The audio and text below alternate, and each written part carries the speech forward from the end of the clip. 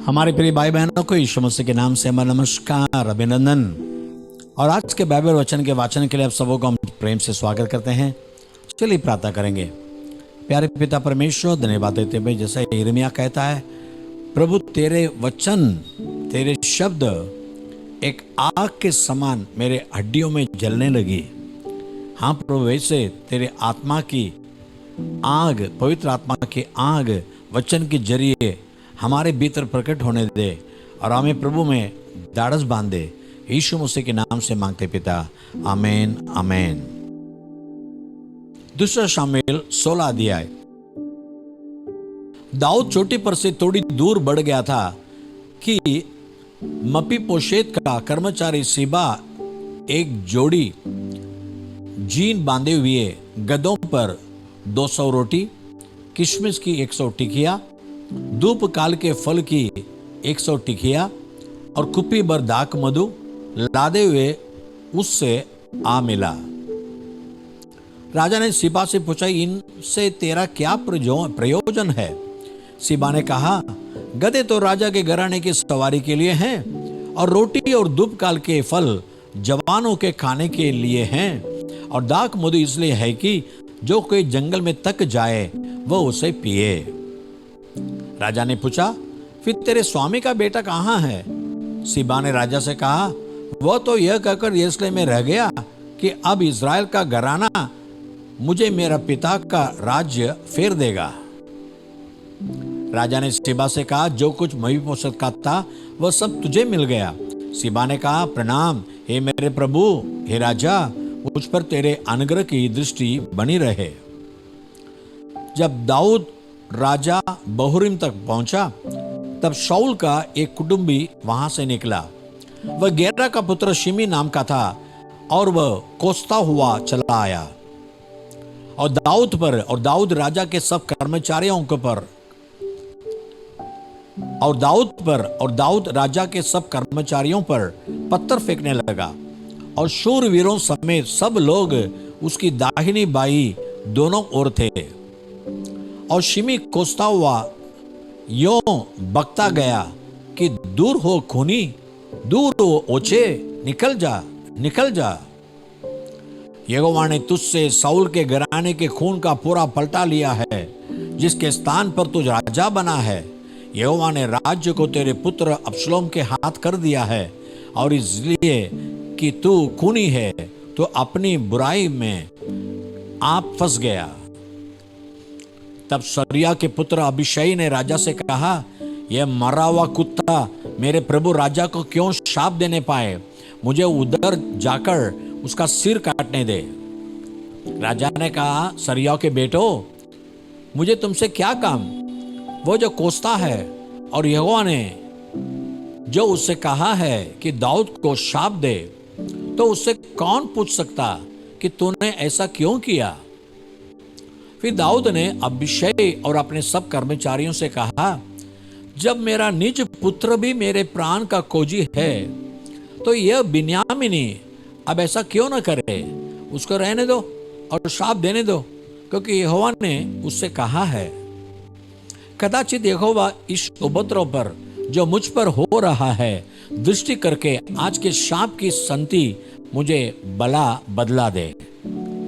तब दाऊद अपने जनों समेत अपना मार्ग चला गया और शिमी उसके सामने के पहाड़ की अलंग पर से शाप देता और उस पर पत्थर और धूलि फेंकता हुआ चला गया। निदान राजा अपने संग के सब लोगों समेत अपने ठिकाने पर थका हुआ पहुंचा और वहां विश्राम किया। अबशालोम सब इज़राइल लोगों समेत यरूशलेम को आया और उसके संग अहीतोपेल भी आया।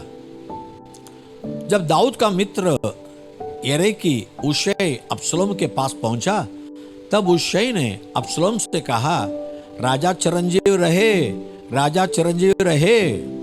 अबशालोम ने उससे कहा, क्या यह तेरी प्रीति है जो तो अपने मित्र से रखता है, तो अपने मित्र के संग क्यों नहीं गया? हुशै ने अबशालोम से कहा, ऐसा नहीं, जिसको यहोवा और वे लोग क्या वरन सब इज़राइली लोग चाहे उसी का मैं हूं और उसी के संग मैं रहूंगा। और फिर मैं किसकी सेवा करूं? क्या उसके पुत्र के सामने रहकर सेवा न करूं? जैसा मैं तेरे पिता के सामने रहकर सेवा करता था, वैसा ही तेरे सामने रहकर सेवा करूंगा। तब अब्सलोम ने अहीतोपेल से कहा, तुम लोग अपनी सम्मति दो कि क्या करना चाहिए। अहीतोपेल ने अब्सलोम से कहा, जिन रखेलियों को तेरा पिता भवन की चौकसी करने को छोड़ दे गया, उनके पास तू जा, और जब सब इजरायली सुनेंगे कि अब्सलोम का पिता उसे गिन करता है, तब तेरे सब संगी हिया बांधेंगे। उसके लिए भवन की छत के ऊपर एक तंबू खड़ा किया गया, और अब्सलोम समस्त इजराइल के देखते अपने पिता के रखैलियों के पास गया। उन दिनों जो सम्मति अहीतोपेल देता था, वह ऐसी होती थी कि मानो कोई परमेश्वर का वचन पूछ लेता हो।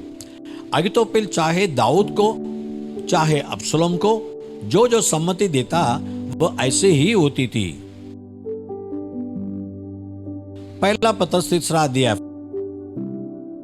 हे पत्नियों, तुम भी अपने पति के अधीन रहो, इसलिए कि यदि इनमें से कोई ऐसे हो जो वचन को न मानते हो, तो भी तुम्हारे भय सहित पवित्र चाल चलन को देखकर बिना वचन के अपनी अपनी पत्नी के चाल चलन के द्वारा खींच जाए, और तुम्हारा सिंगार दिखावटी न हो, अर्थात बाल गूंदने और सोने के गहने या बांदी बांदी के कपड़े पहनना, वरन तुम्हारा छिपा हुआ और गुप्त मनुष्यत्व नम्रता और मन की दीनता की अविनाशी सजावट से सुसज्जित रहे, क्योंकि परमेश्वर की दृष्टि में इसका मूल्य बड़ा है।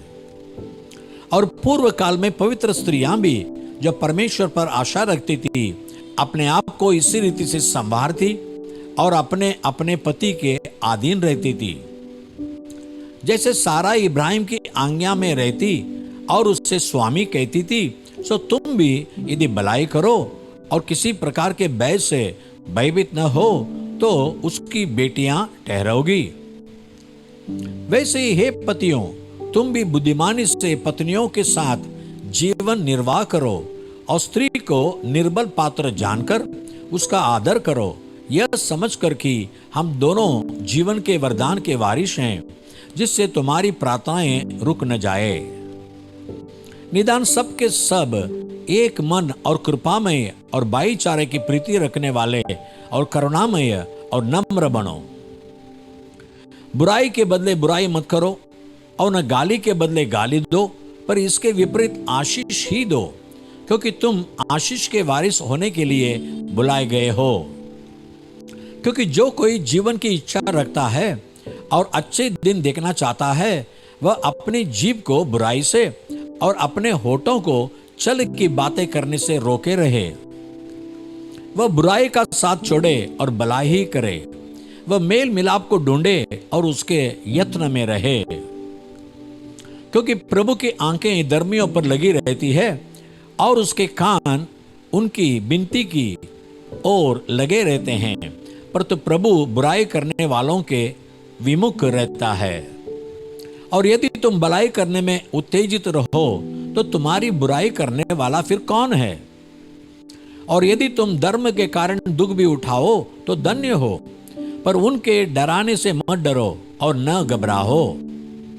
पर मसीह को प्रभु जानकर अपने अपने मन में पवित्र समझो, और जो कोई तुमसे तुम्हारी आशा के विषय में कुछ पूछे, तो उसे उत्तर देने के लिए सर्वदा तैयार रहो, पर नम्रता और भय के साथ। और विवेक भी शुद्ध रखो, इसलिए कि जिन बातों के विषय में तुम्हारी बदनामी होती है, उनके विषय में वे जो तुम्हारे मसीह अच्छे चाल चलन का अपमान करते हैं लज्जित हो। क्योंकि यदि परमेश्वर की यही इच्छा हो कि तुम भलाई करने के कारण दुख उठाओ, तो यह बुराई करने के कारण दुख उठाने से उत्तम है। इसलिए कि मसीह ने भी अर्थात अधर्मियों के लिए धर्मी ने पापों के कारण एक बार दुख उठाया, ताकि हमें परमेश्वर के पास पहुंचाए। वह शरीर के भाव से तो घात किया गया, पर आत्मा के भाव से जलाया गया। उसी में उसने जाकर कैदी आत्माओं को भी प्रचार किया। जिन्होंने उस बीते समय में आज्ञा न मानी, जब परमेश्वर नूह के दिनों में धीरज धर कर ठहरा रहा और वह जहाज बन रहा था, जिसमें बैठकर थोड़े लोग अर्थात 8 प्राणी पानी के द्वारा बच गए। और उसी पानी का दृष्टांत भी अर्थात बपतिस्मा यीशु मसीह के जी उठने के द्वारा अब तुम्हें बचाता है। उसे शरीर के मैल को दूर करने का अर्थ नहीं है, परंतु शुद्ध विवेक से परमेश्वर के वंश में हो जाने का अर्थ है। वह स्वर्ग पर जाकर परमेश्वर के दाहिनी ओर बैठ गया और स्वर्गदूत और अधिकारी और सामर्थी उसके अधीन किए गए हैं। दूसरा राजा 6 अध्याय 8 वचन से लेकर 23 वचन तक एलीशा नबी के द्वारा और एक चिन्ह चमत्कार हुआ, इसे हम देखने वाले हैं। और आराम का राजा इजराइल से युद्ध कर रहा था और सम्मति करके अपने कर्मचारियों से कहा कि अमुक स्थान पर मेरी छावनी होगी। तब परमेश्वर के भक्त ने इजराइल के राजा के पास कहला भेजा कि चौकसी कर और अमुक स्थान से होकर न जाना, क्योंकि वहां अरामी चढ़ाई करने वाले हैं। तब इजराइल के राजा ने उस स्थान को, जिसकी चर्चा करके परमेश्वर के भक्त ने उसे चिताया था, बेचकर अपनी रक्षा की। और उस प्रकार 1-2 बार नहीं वरन बहुत बार हुआ। इस कारण अराम के राजा का मन बहुत घबरा गया। सो उसने अपने कर्मचारियों को बुलाकर उनसे पूछा, क्या तुम मुझे ये न बताओगे कि हम लोगों में से कौन इजराइल के राजा के ओर का है? उसके कर्मचारी ने कहा, हे मेरे प्रभु, हे राजा, ऐसा नहीं। एलीशा जो इजराइल में भविष्य देखता है, वह इजराइल के राजा को वे बातें भी बताया करता है जो तू शयन की कोठरी में बोलता है। राजा ने कहा, जाकर देखो कि वह कहाँ है, तब मैं बेचकर उसे पकड़वा मंगाऊंगा। और उसको यह समाचार मिला कि वह दोतान में है। तब उसने वहां घोड़ों और रथों समेत एक भारी दल भेजा और उन्होंने रात को आकर नगर को घेर लिया। बोर को परमेश्वर के भक्त का टहलुआ उठा और निकल कर क्या देखता है कि घोड़ों और रथों समेत एक दल नगर को घेरे हुए पड़ा है। और उसके सेवक ने उससे कहा, हाय मेरे स्वामी, हम क्या करें? उसने कहा, मत डर, क्योंकि जो हमारी ओर हैं वह उनसे अधिक हैं जो उनकी ओर हैं। तब एलीशा ने यह प्रार्थना की, हे यहोवा, इसकी आंखें खोल दे कि यह देख सके। तब यहोवा ने सेवक की आंखें खोल दी और जब वो देख सका तब क्या देखा कि एलीशा के चारों ओर का पहाड़ अग्निमय घोड़ों और रथों से भरा हुआ है। जब अरामी उसके पास आए तब एलीशा ने यहोवा से प्रार्थना की कि इस दल को अंधा कर डाल। एलीशा के इस वचन के अनुसार उसने उन्हें अंधा कर दिया। तब एलीशा ने उनसे कहा, यह तो मार्ग नहीं है और न यह नगर है, मेरे पीछे हो लो, मैं तुम्हें उस मनुष्य के पास जिसे तुम ढूंढ रहे हो पहुंचाऊंगा। तब उसने उन्हें शोमरोन को पहुंचा दिया। जब वे शोमरा में आ गए तब एलीशा ने कहा, ये यहोवा, इन लोगों की आंखें खोल कि देख सके। तब यहोवा ने उनकी आंखें खोली और जब वे देखने लगे तब क्या देखा कि हम शोमरान के मध्य में है। उनको देखकर इजराइल के राजा ने एलीशा से कहा, हे मेरे पिता, क्या मैं इनको मार लूं? मैं उनको मार लूं? उसने उत्तर दिया, मत मार। क्या तो उनको मार दिया करता है जिनको तो तलवार और धनुष से बंधुआ बना लेता है? तो उनको अन्न जल दे कि खा पीकर अपने स्वामी के पास चले जाएं। तब उसने उनके लिए बड़ी जेवनार की और जब वे खा पी चुके तब उसने उन्हें विदा किया और वे अपने स्वामी के पास चले गए। इसके बाद आराम के दल इजराइल के देश में फिर न आए। देखिए परमेश्वर अपने लोगों की कैसे सुरक्षा करता है। जकरिया 2:5 में लिखा है, जकरिया 2:5 में, मैं उनके चारों ओर अग्नि का दीवार बनूंगा और बीच में महिमा को प्रकट करूंगा। प्रभु आपको भी ऐसा रक्षा करेगा। प्यारे पिता परमेश्वर, धन्यवाद देते हैं आज वचन सुनने वाले हर एक के जीवन में ऐसी सुरक्षा दे तो शत्रु भी उसे देकर कांप उठे। प्रभु तू परमेश्वर आत्मा है, परमेश्वर अग्नि है। इनके चारों ओर अग्नि की दीवार बनकर इनकी सुरक्षा कर, रात दिन सुरक्षा कर। कोई शत्रु के क्रियाएं इनके निकट आ नहीं पाए, और तेरे नाम को गौरव कर। यीशु मसीह के नाम से मांगते पिता, आमीन आमीन। गॉड ब्लेस यू, प्रभु का आशीष करे, आमीन।